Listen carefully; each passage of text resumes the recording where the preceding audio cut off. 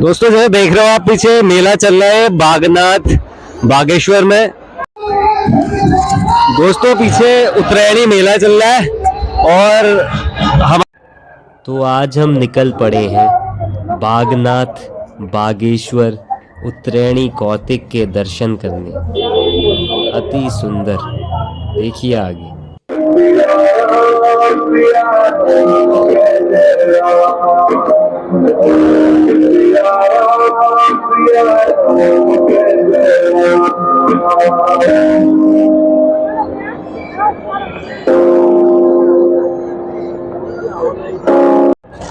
सरयू और गोमती के संगम पर बागनाथ बागेश्वर स्थित अति सुंदर संगम, अति सुंदर।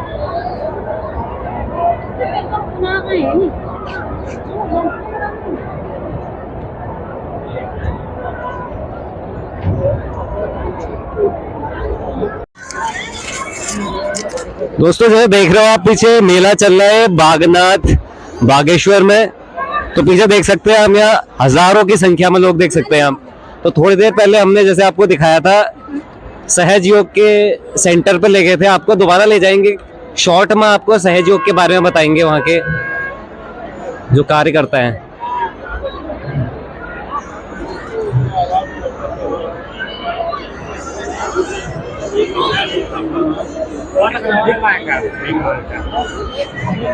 तो ये सहज योग सेंटर है दोस्तों। तो जोशी जी, तो आपको सर एक शॉर्टकट में बताएंगे कि सहज योग है क्या। सर एक समराइज फॉर्म में बता दीजिए सहज योग के बारे में, और दोस्त कैसे हमारे दर्शक कैसे कांटेक्ट करेंगे।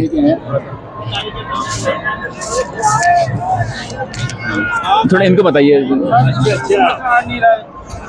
हाँ, जय श्री माता जी।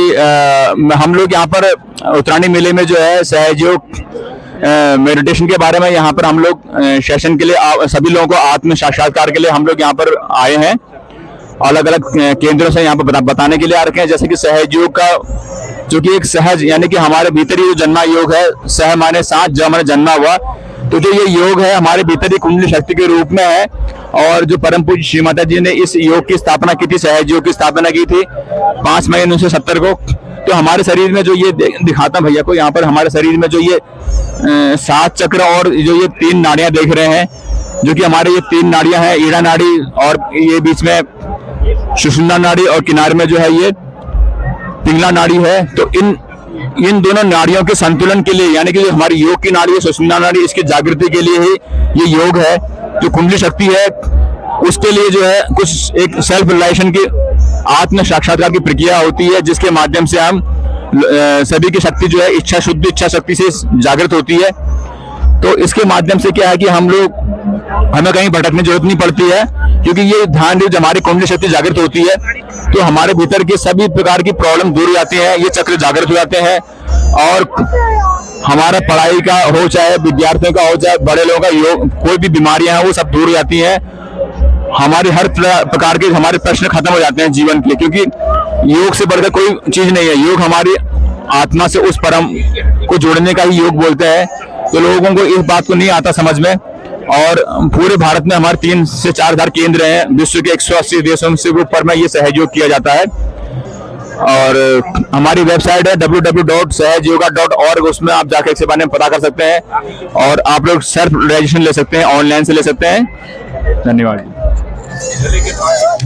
थैंक यू सर, धन्यवाद आपका। आपने सहयोग के बारे में हमें बहुत डिटेल में इंफॉर्मेशन दी। थैंक्स। संपर्क कर सकते हैं, हमारे वेबसाइट पर भी आप लोग संपर्क कर सकते हैं।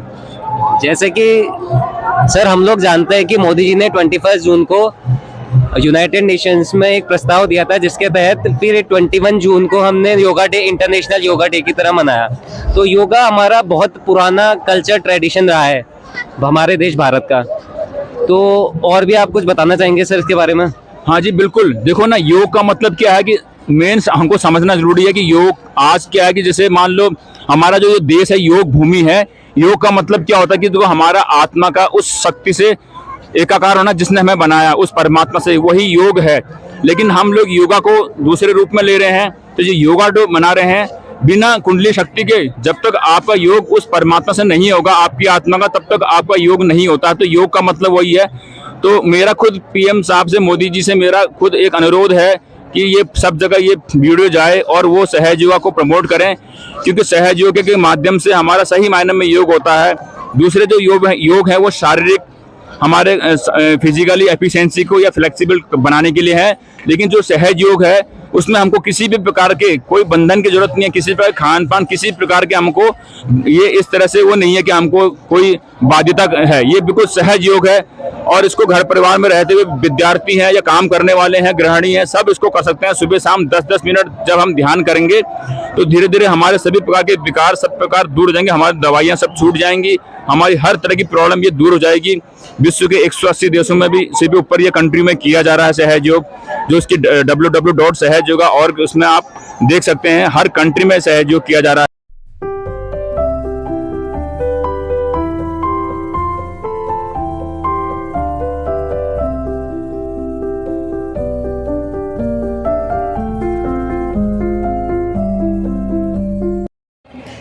तो दोस्तों फाइनली हम बागनाथ बागेश्वर धाम पहुंच चुके हैं। यह महादेव की नगरी, सुंदर नगरी आप देख सकते हैं।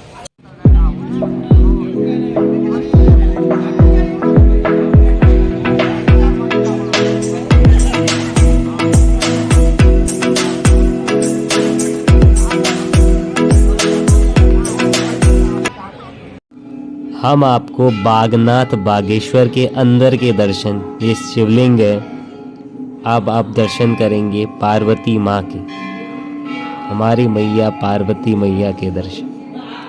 बहुत सुंदर प्रतिमा है।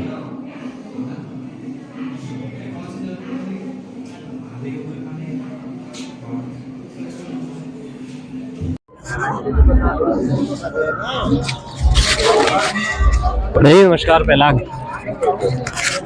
तो दोस्तों आज हम जय देवभूमि जय उत्तराखंड, आज उत्तरायणी मेले के अवसर पे हम बागेश्वर बागनाथ में आ रखे हैं।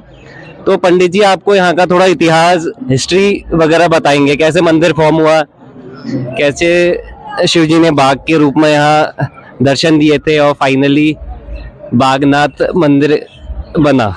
पंडित जी बताइए कुछ। मैं पंडित कैलाश उपाध्याय बागेश्वर बागनाथ से। तो व्याघ्रेश्वर ये शिव जी का ही बाघ के रूप में है। जब अयोध्या में राम अवतार हो रहा था उस समय वहाँ पर सूखा पड़ गया था, तो तब वशिष्ठ मुनि जा करके हिमालयन के गोद जाते हैं, शिव जी से आराध्य करके इस नदी को लेकर के आते हैं। ये सरयू नदी यहाँ पर मार्कंडेय ऋषि तपस्या के बल जब इसको रोक देते हैं, तो तब जा करके वशिष्ठ मुनि ने सोचा कि ये नदी तो आगे अयोध्या जाएगी नहीं, तो उनके विचार आया दोबारा फिर वो जो है भगवान से आराध्य करते, प्रभु नदी तो आपने दी, लेकिन यहाँ पर जो है मार्कंडेय ऋषि ने तपस्या के बल इसको रोक दिया है। तो प्रभु ने कहा किसी की तपस्या को भंग करना ठीक नहीं, मैं उपाय सोचता हूँ। तो भगवान ने कहा कि पार्वती को आदेश दिया, चलो मेरे साथ, जहाँ पर मार्कंडेय ऋषि तपस्या करो उस स्थली पर चलो और उनके आगे से आप गाय का रूप धारण करोगे, मैं पीछे व्याघ्र के रूप में चलूंगा। जो ही मार्कंडेय ऋषि पर तपस्या कर रहे हैं उनकी आंख बंद रहती है, तो गाय के रूप में जो है माँ पार्वती। सरयू नदी के पास में ही मार्कंडेय ऋषि जी ने तपस्या की थी ना? बिल्कुल, सरयू नदी में आगे एक पत्थर है जो कि सूरज कुंड के नाम से जाना जाता है, वहाँ पर मार्कंडेय ऋषि ने तपस्या करी। तो नदी आगे नहीं बढ़ती है, जब आगे नहीं बढ़ती है, उछल पुछल होती है, तब जाके वशिष्ठ मुनि के कहने पर जो है शिव जी ने माँ पार्वती को आदेश दिया कि आप जो है गाय के रूप में आगे बढ़े और मैं बाघ के रूप में जाता हूँ। जहाँ पर मार्कंडेय ऋषि तपस्या कर रहे हैं उस तली पर जा करके आप आगे से दौड़ना, माँ करके चिल्लाना, मैं शेर के रूप में धारते रूप निश्चित रूप से मार्कंडेय ऋषि की आंख खुलेगी और वो जो है गाय की रक्षा करने के लिए अपनी जगह से उठ पड़ेंगे। स्थितियाँ वही हुई। जब ऐसा हुआ तो बाघ जब पीछे पड़ा तो माँ पार्वती जो गाय के रूप में जब दहाड़ती, माँ पार्वती रोती हुई आगे निकलती है गाय के रूप में और शिव जी दहाड़ते हुए जब निकलते हैं, तो ऐसी परिस्थिति में मार्कंडेय ऋषि ने देखा तो प्रथम कर्तव्य गाय की रक्षा करना हो गया, तो अपनी जगह से उठ बैठते हैं, तो आगे जो है नदी प्रभावित हो जाती है।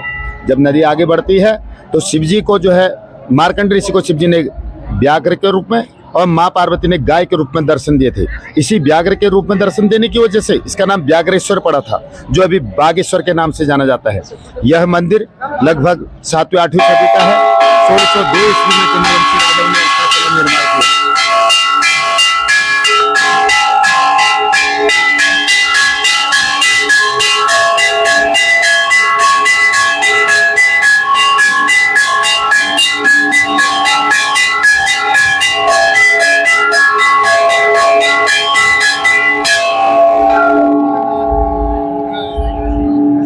तो पंडित जी ने हमें जैसे बताया कि मार्कंड ऋषि जी ने यहाँ पे तपस्या की थी। उनकी तपस्या को भंग करने के लिए शिव जी ने बाघ का रूप लिया था, जिसका संस्कृत में व्याघ्र कहते हैं ना, और माँ पार्वती ने गाय का रूप लिया था। तो जिस वजह से वो मार्कंड ऋषि जी की तपस्या को भंग कर पाए और नदी अपने रास्ते आगे बढ़ी, और जिस वजह से इस मंदिर का नाम बागनाथ मंदिर पड़ा।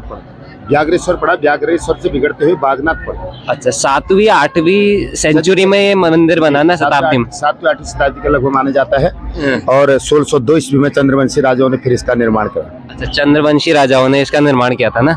और कत्यूरी राजाओं, वो चंद्रवंशी राजाओं से पहले थे बाद में थे कत्यूरी राजा? कत्यूरी राजा तो चंद्रवंशी राजाओं से पहले होंगे, फिर बाद में तो मुझे पता नहीं है, लेकिन इतना है कि 1602 ईस्वी में चंद्रवंशी राजाओं ने इसका निर्माण करा। इसका प्रतीक है और लिखे पीछे बोर्ड में भी लिखा पड़ा है, उसके अनुसार ही हमें जानकारी है। अच्छा अच्छा अच्छा अच्छा अच्छा, धन्यवाद मन पंडित जी आपका। धन्यवाद।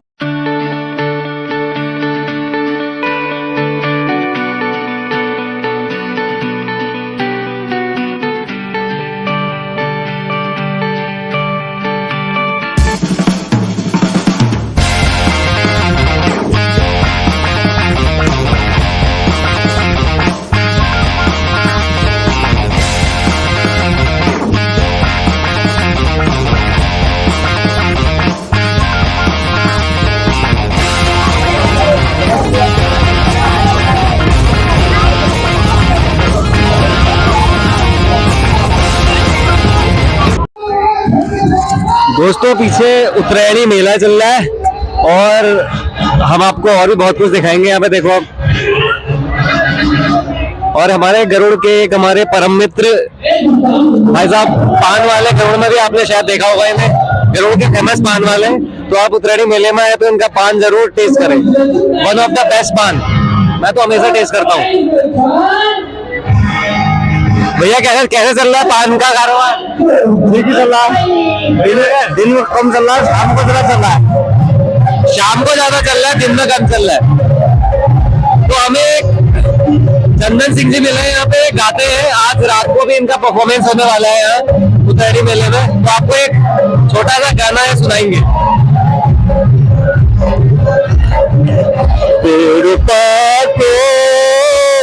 दारू मासा उन्नरण का पलपात चैता मेरी चैला अबेड़ पातो दारू मासा उन्नरण का पलपात चैता मेरी चैला अलमरे तो लाल बजारा अलमरे तो लाल बजारा नरक लाल माटे की सेरी मेरी चैला नरण लाल माटे की सेरी मेरी चैला बेरूपा तो बारू मासा बेरूपा तो बारू मासा नरण का पलपात चैता मेरी चैला नरण का पलपात चैता मेरी चैला पहाड़ों की नंद माता पहाड़ों की नंद माता नरण फूल चढ़ो पाती मेरी चैला नरण फूल चढ़ो पाती मेरी चैला बेरूपा को बारू मासा नरण का फल पात चैता मेरी चैला अरुण बोना दिन आगी नरण में पूजद माता मेरी चैला नरण में पूजद माता मेरी चैला बेरूपा को बारू मासा नरण का फल पात चैता मेरी चैला आप खानी पन सुपारी आप कवानी पन सुपारी उनर में किलोनी बीड़ी मेरी चैला उनर में किलोनी बीड़ी मेरी चैला बेड़ू पाको बारू मासा मरण का बलपा को चेता मेरी चैला। धन्यवाद धन्यवाद, थैंक्स अ लॉट में, धन्यवाद आपका।